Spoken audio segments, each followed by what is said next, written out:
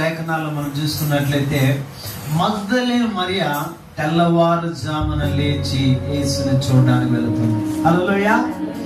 ఈ మగ్దలేని మరియ ఎవరు? మరియాలు అనేక మంది ఉన్నారు మరియాలు. ఈ మగ్దలేని మరియ ఎవరు? సువార్త 8వ అధ్యాయం 2వ వచనం చూడండి. లూకా సువార్త. కాబట్టి ఇప్పుడు అర్థమైందా? ఈమెవు మరియా. చాలా మంది మరియలే ఉన్నారు. మరి రాజు ఇంట్లో పనిచేసే మరియాలు ఉన్నారు, లాజర్ ఇంట్లో మరియా ఉన్నారు, యేసుప్రభు తల్లి మరియా ఉంది, చాలా మంది మరియలు ఉన్నారు. ఈమె పేరు ఏం పేరంటే మగ్దలేని అనే ఊరికి చెందిన మరియా. ఆమేన్ చెప్దామా? ఈ మగ్దలేని మరియా మగ్దలేని గ్రామానికి చెందినదిగా కనబడుతుంది. అయితే ఇంకోటి ఏమిటంటే ఈమెలో 7 దయ్యాలు వెళ్ళిపోయినాయి. హల్లెలూయా చెప్తామా? 7 దయ్యాలు వెళ్ళిపోయిన మరియా అమ్మ యేసు ప్రభు చనిపోయిన తర్వాత తెల్లవారుజామున 3వ దినమున మరి చీకటిగా ఉన్నప్పుడే సమాధి ఎందుకు వెళుతుంది. హల్లెలూయా. ఆ పునరుద్ధాన బలమును చూడాలని ఆశతో ఆయన వెళ్తున్నట్టు కనబడుతుంది. నా ప్రియమైన దేవుని బిడ్డలారా, ఇక్కడ మనం చూసుకున్నట్లయితే ఇక్కడ ఈ మగ్దలేని మరియమ్మ గురించి మనం చూసుకుని రెండోదిగా చూసినట్లయితే పునరుద్ధాన దినం ఉదయం ఆయన వెళ్ళినట్లుగా మనం చూస్తుంటున్నాం. మూడోదిగా మనం గమనించినట్లయితే దేవుని యొక్క ప్రత్యక్షత, దేవుని యొక్క దర్శనం. మరి యేసు ప్రభు ఆ మొదటి ప్రత్యక్షత ఆయన చూపించాలంటే తన తల్లికి చూపిండొచ్చు. కరెక్టా?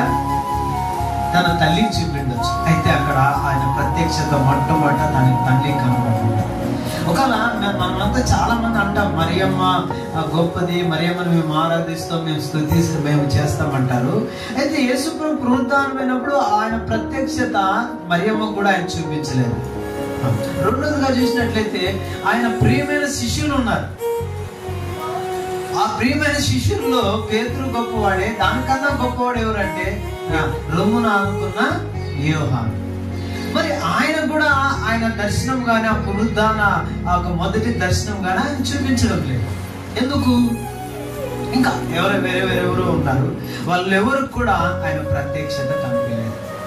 మరి 7 దయ్యాలు వదిలిపోయి ఏదో ఒక అనామరాకులుగా ఉంటున్న ఈమెకే ఆయన ప్రత్యక్షత ఎందుకు ఇచ్చినాడు?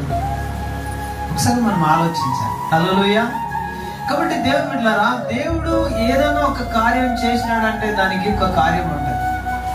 మనం కూడా చాలా మంది అనుకోవచ్చు, మేము కూడా చాలా దినాలు నచ్చినాం, మాకెందుకు దేవుడు స్వస్థత ఇవ్వలేదు, మాకెందుకు లోన్లు అవ్వలేదు, మనకి ఏమేమో రకరకాలమైన ఆలోచనలు ఉంటాయి. అయితే దేవుడు కొంతమందిని మాత్రం దర్శిస్తున్నాడు, కొంతమందిని మాత్రం దర్శించడం లేదంటే ఆడ 3 రకాలైన కార్యాలు కనబడుతున్నాయి. ఆమేన్ చెప్దామా? 3 రకాలైన కార్యాలు. ఒకటి, నేను పరీక్షిస్తుండవచ్చు.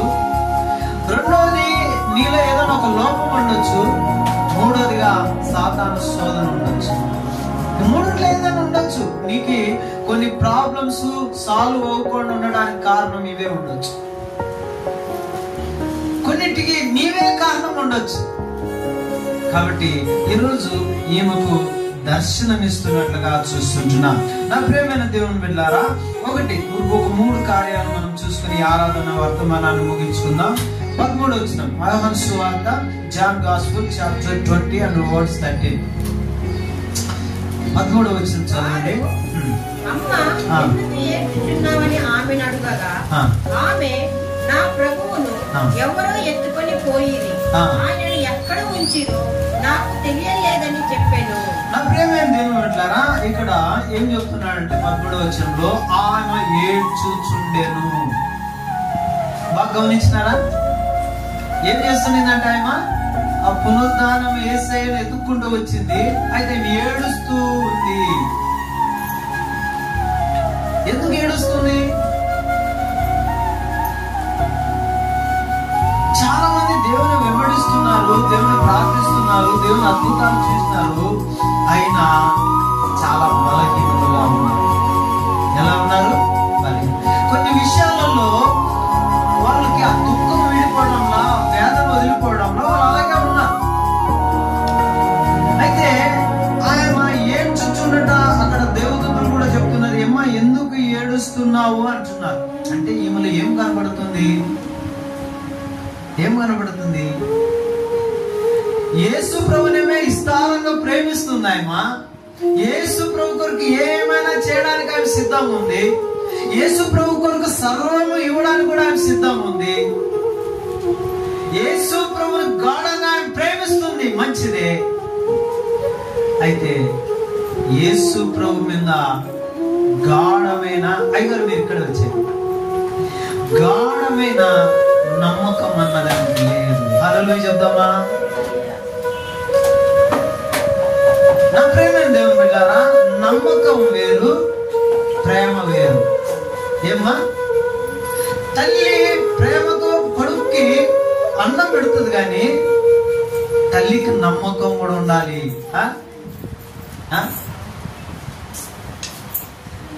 వీడు నన్ను సాకుతాడు, వీడు నన్ను పోషిస్తాడు అనే నమ్మకం ఉండాలి. అయితే ఈ మగ్దలేన మరియ ఏడుస్తుంది. ఈ ఏడుపులో ఏం గడుపుతుందంటే యేసు ప్రభుని విస్తారంగా ఆమె ప్రేమిస్తుంది, కానీ యేసు ప్రభు అంటే ఇష్టము, మందిరానికి వెళుతుంది, వాక్యము చదువుతుంది, అన్ని ఉన్నాయి, కానీ దేవుని మీద నమ్మకం లేదు. ఈ బలహీనత ఏంలో ఉంది. యేసయ్య ఎందుకు మొదటి ప్రత్యక్షత ఈ మగ్దలేను మరియకి ఇచ్చినాడంటే ఈమెలో ప్రేమ ఉంది, కానీ ఏమి లేదు, సంఘంలో కూడా చాలా మంది చాలా బాగుంటారు, ఒకటి ఉండదు ఒకటి ఉండదు. నిజమా లేదా? ఈరోజు మీ గుండెల్లో చేయి పెట్టండి. దేవుడు ఎవరిని ఎక్కువ ప్రేమిస్తాడంటే రెండు ఉన్న వాళ్ళనే ఆయన ఎక్కువగా అంటాడు. అంటే ఒకటి ఉండి ఒకటి లేని వాళ్ళని నడిపిస్తాడు ఆయన. ఏమని? అమ్మా ఇది సరి చేసుకో అంటాడు. ఏం చేస్తాడు? సరి చేసుకోమంటాడు.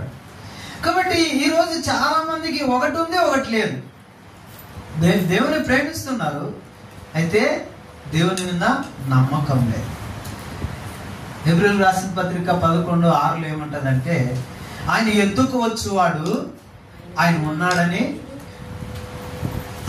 ఆయన నమ్మిన వారికి ఫలములు దయచేవాడని నమ్మాలంట. ఆమేనని చెప్తామా? ఆడు కూడా వాక్యం ఏం చెప్తుంది? నమ్మకం అనేది నీకు ఉండాలి. ఏముండాలి? నేను చాలా సార్లు చెప్తాను, అందరూ ప్రార్థన వెళ్తున్నారు. ఏమిటి ప్రార్థన వెళ్తున్నారు అంటే వర్షం రావాలని ప్రార్థన చేస్తే వెళ్తున్నారు. అందరూ వెళ్తున్నారు, అందులో ఒక చిన్నది మాత్రము గొడుగు ఎత్తుకొని వెళ్తుందంట.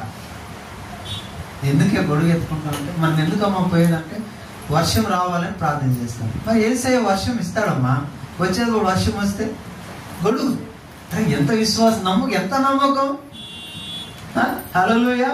ఉందా ఎవరికన్నా అట్లా నమ్మకం వీళ్ళల్లో?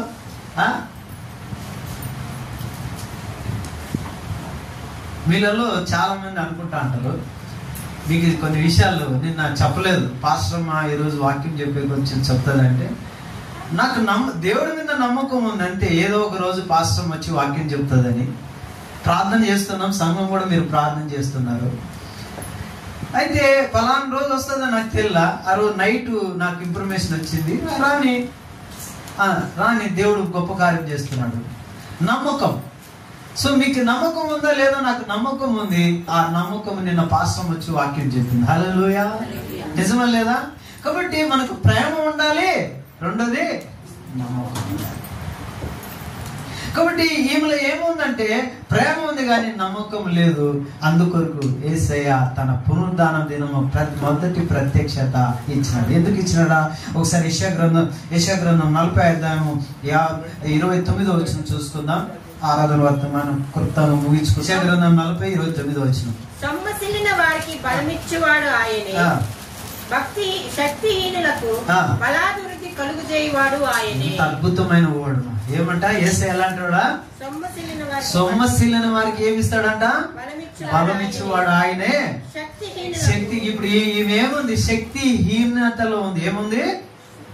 ఇప్పుడు మరి ఈమెను బలపరచాలా లేదా?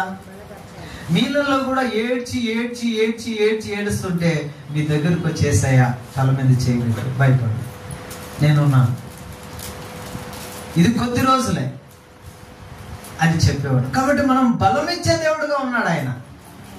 హల్లెలూయా చెప్దామా? అందుకొరకే ఆయన పునరుద్ధాన దినమందు ఫస్ట్ ప్రత్యక్షత